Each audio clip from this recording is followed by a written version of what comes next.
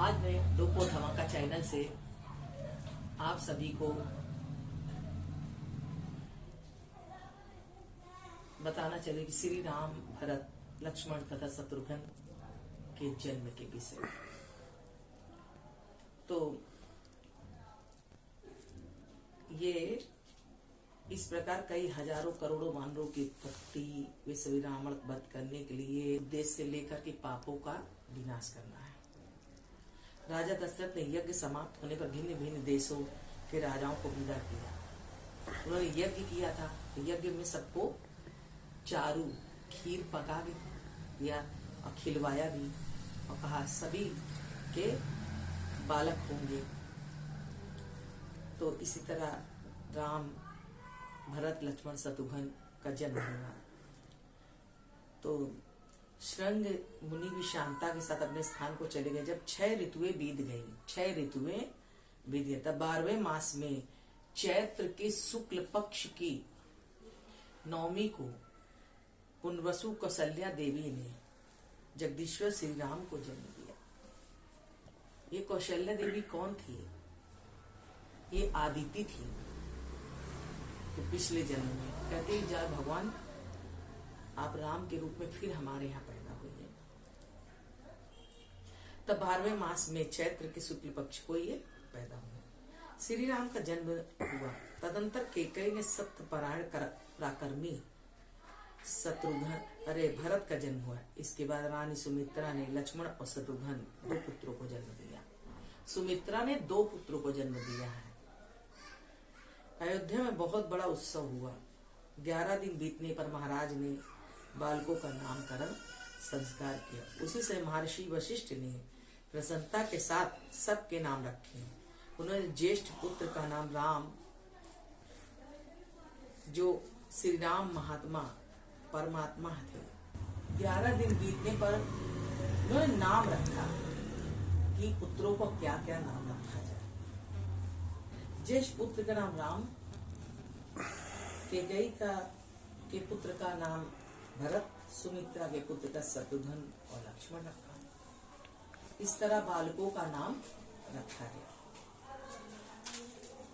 दूसरे का शत्रुघ्न निश्चित किया। लक्ष्मण बालावस्था में ही श्री रामचंद्र के प्रति अति अनुराग और प्यार रखते थे। शत्रुघ्न भरत जी को प्राणों से भी अधिक प्रिय थे। शत्रुघ्न भरत जी बहुत प्यार करते थे। शत्रुघ्न को इसलिए अधिक प्रिय थे और वे भी भरत जी को सभी सदा प्राणों से भी अधिक प्रिय मानते थे। अब विश्वामित्र का राम लक्ष्मण को मांग के ले जाए। जब पुत्रों का नाम करण हुआ और वो बड़े हुए, एक दिन महामुनि विश्वामित्र पधारे। राजा दशरथ ने आदर सत्कार करते हुए कहा, प्रभु बताइए आप क्या चाहते हैं? आपको शुभागमन का शुभ उद्देश्य क्या है? इस शुभ गमन का क्या उद्देश्य आप आए हैं? महाराज दशरथ का वचन सुनकर महातेजस्वी विश्वामित्र बोले, पुरुष प्रवर में सिद्धि के लिए एक नियम का अनुष्ठान करता हूँ। उसमें राक्षस मरीच व सुबाहु विघ्न डाल रहे हैं। आप अपने काक पक्षधारी सत्य पराक्रमी सूरवीर ज्येष्ठ पुत्र श्री राम को मुझे दे दें। उन्होंने कहा अपने पुत्र को मुझे दे दीजिए। ये मुझसे सुरक्षित रहकर अपने दिव्य तेज से उन विघ्नकारी राक्षसों का नाश करेंगे। विश्वामित्र का वचन सुनकर नृपश्रेष्ठ दशरथ जी को बहुत ग्लानि हो रही थी और मन में उपदक, मेरे पुत्र इतने दिन बाद पैदा हुआ और मुझसे मांग रहे हैं, ले जाना चाह रहे हैं। निमिष्ठान बिना किसी विघ्न बाधा के यज्ञ करवाऊंगा ले जाके। तो महारानियों ने समझाया कि नहीं, जाने दीजिए। पुत्रों को अपने जो कर्म है उससे आप वो मत करिए। सुचेत व्यवहार से मेरे अच्छौनी सेना से मेरे सूरवीर सैनिक मैं स्वयं ये आपका नियम अनुष्ठान बिना किसी विघ्न बाधा के यज्ञ कराऊंगा। इस बुढ़ापे में बड़ी कठिनाई से मुझे पुत्रों की प्राप्ति हुई। दशरथ जी बोले, मुझे इतने पुत्रों को इतने कठिनाइयों से मैं प्राप्त कर पाया हूँ, अतः आप राम को न ले जाइए। उन्हें विश्वामित्र का राम को न ले जाइए, मैं इसे किसी तरह नहीं दूंगा। यदि आप मुझे न ले जाना चाहे तो मैं भाई बंधु सहित आपसे अनुनय विनय करूंगा। आप राम को छोड़ दिए। दशरथ ने विनय किया। राजा दशरथ की बात सुनकर महर्षि विश्वामित्र कुपित हो गए। कुपित माने गुस्सा हो गए। बोले राजन पहले प्रतिज्ञा करके अब तुम उसे तोड़ना चाहते हो। कहे कि क्यों आपने प्रतिज्ञा किया था। विश्वामित्र के रोष से त्रस्त जान महर्षि वशिष्ठ ने कहा महाराज आप श्री राम को विश्वामित्र के साथ भेज दीजिए। विश्वामित्र से सुरक्षित हुए श्री राम वे राक्षस कुछ भी बिगाड़ नहीं सकते। कह रहे कि राम का कोई कुछ नहीं बिगाड़ सकेगा। राम हमारे लोगों को रक्षा करेंगे। जितने भी महर्षियों का महर्षि कौशिक स्वयं भी उन राक्षसों का संहार करने में सामर्थ्य, किंतु आपके पुत्र का कल्याण करना चाहते हैं। वशिष्ठ के कहने पर राजा दशरथ ने लक्ष्मण से श्री राम को बुलाया। फिर माता कौशल्या को पिता दशरथ और पुरोहित वशिष्ठ ने स्वस्ति वाचन करने के पश्चात उनका यात्रा संबंधी मंगल कार्य संपन्न किया। उनको विश्वामित्र को सौंप दिया। आगे आगे विश्वामित्र उनके पीछे यशस्वी श्री राम तथा उनके पीछे सुमित्र को लक्ष्मण जा रहे हैं। अयोध्या से 1.5 योजन दूर जाकर सरयू के दक्षिण तट पर, सरयू क्या है नदी, दक्षिण तट पर विश्वामित्र ने राम से कहा बस राम अब सरयू के जल से आचमन करो। बला से अति बला नाम से प्रसिद्ध मंत्र समुदाय को ग्रहण करो।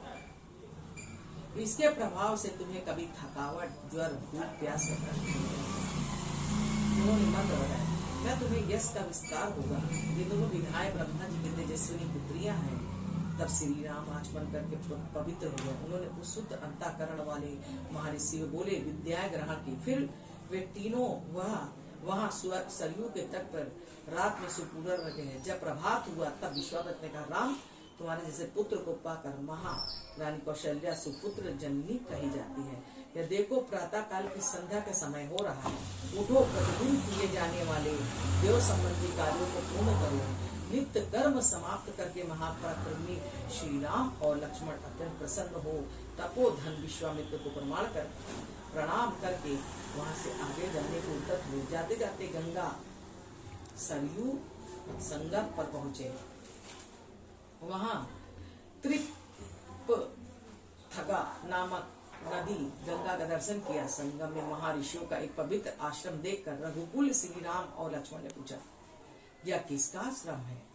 भगवान शिव इसी आश्रम में तपस्या कर रहे थे। एक दिन शिव कही जा रही है थे। उसी समय दुर्बुद्धि काम ने उन पर आक्रमण कर दिया। श्री राम जा रहे थे, दुर्बुद्धि ने आक्रमण कर दिया। भगवान रुद्र ने रोष भरी दृष्टि से उसको देखा, काम को अंगहीन कर दिया। शोभाशाली कंदर्प ने जहाँ अपना अंग छोड़ा था वह प्रदेश अंग देश के नाम से विख्यात हुआ। यह उन्हीं महादेव का पूर्ण आश्रम है। हम सब लोग आश्रम में चले। उस आश्रम में निवास करने वाले मुनि तपस्या द्वारा प्राप्त हुए दृश्य से उनका आगमन जानकर मन ही मन बड़े प्रसन्न हुए। अतिथियों का आदर सत्कार किया। और अब इसके बाद में श्री राम लक्ष्मण द्वारा ताड़का का वध जो मैं अगले हफ्ते आपको सुनाऊंगा। और मकर संक्रांति की बहुत बहुत बधाई हो। मकर संक्रांति किस उपलक्ष्य में मनाई जाती है क्योंकि सगर राजा के 60 पुत्रों को जब मुक्ति मिली तो उस दिन मकर संक्रांति थी। तो उन्हें जाके पूरी तरह से पुण्य मिला और जाके मोक्ष को प्राप्त होते, इसलिए इस दिन मनाते। और भगवान को खिचड़ी बहुत पसंद है तो इसलिए खिचड़ी के नाम से विख्यात हुआ। और लोग जो खिचड़ी का दान करते हैं, अन्न का दान करते हैं, वो सभी पापों से मुक्त हो जाते हैं। जो आज जिस भी गंगा में स्नान करता है वो सब पापों से विनष्ट, उसके पाप सारे विनष्ट हो जाते हैं। इन्हीं बातों से अपनी बातों को समाप्त करते हैं। बोलो जय श्री राम। श्री कृष्ण गोविंद हरे मुरारी हे नाथ नारायण वासुदेव। श्री कृष्ण